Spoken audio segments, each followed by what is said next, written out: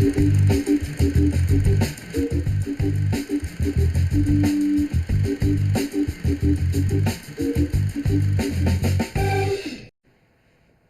Copa Verde veio para nos devolver o que lá dos anos 60 adiante nós tivemos ainda na época da CBD, depois de CBF, com a Copa Norte, com o Norte e Nordeste.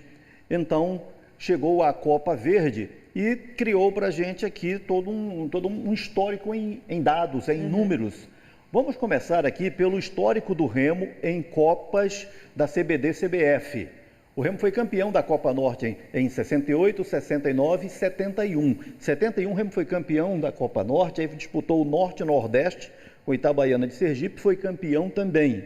E foi campeão da Copa Verde em 2021. O principal título do Remo nesse contexto aqui foi do time que vai aparecer na foto em seguida, o time campeão do Norte e Nordeste 1971, que era considerado um campeonato nacional, você vê lá, né? Era considerado um campeonato nacional, tanto que como campeão do Norte e Nordeste, o Remo decidiu a segunda divisão do futebol brasileiro com o Vila Nova de Minas Gerais, e o Vila Nova foi campeão. Agora vamos aos números do Paysandu nesse histórico das Copas.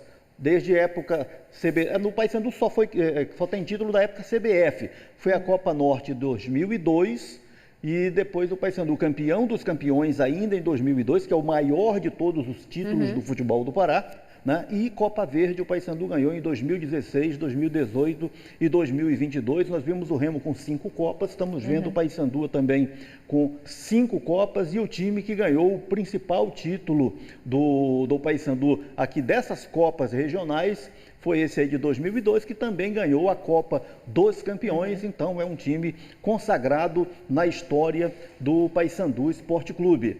Aí vale também dizer o seguinte, Thaís, na Copa Verde, no histórico da Copa Verde... Se tratando de Repá, né? Se tratando de Repá, nessa semifinal Repá, essa é a 6ª vez que Remo e Paysandu estão lá numa semifinal de Copa Verde. Nas 5 anteriores, o Paysandu eliminou o Remo 3 vezes e o Remo eliminou o Paysandu 2 vezes. O grande confronto foi em 2015.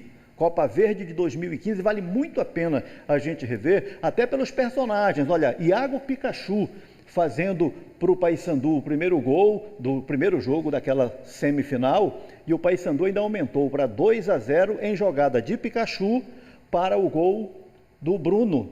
Está aí o Bruno fazendo o gol que completou a vitória do Paysandu em 2-0, uma larga vantagem que o Paysandu construiu, e àquela altura o Paysandu estava degraus acima do Remo, muito mais cotado. O que aconteceu no jogo seguinte com o grande personagem do time do Remo, que a gente vai destacar agora? Vamos para o Repá 2, Rony, olha aí, o Rony do Palmeiras e da seleção brasileira, ainda franzino, né, na equipe do clube do Remo, era a grande figura desse time do Remo. O Remo tinha que vencer por pelo menos 2 gols para levar para pênaltis, e conseguiu. O Dadá fez esse golaço à distância, grande gol do Dadá, e o Remo conseguiu ainda o segundo gol, mas vamos lá, de novo o gol do Dadá. Aí vamos para o gol do Silvio, em jogada do Val Barreto. O Val Barreto vai chutar, o goleiro Emerson vai soltar, o Silvio vai fazer 2-0 para o Remo. Foi um caso de superação aí do time do Remo, né? E foi buscar a classificação nos pênaltis. Na decisão por pênaltis, o Carlinhos perdeu pelo Paysandu.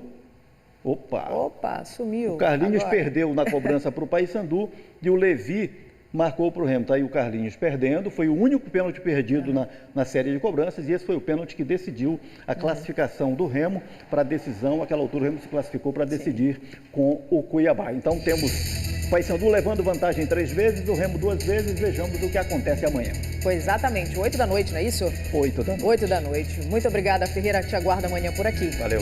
Obrigada pela companhia.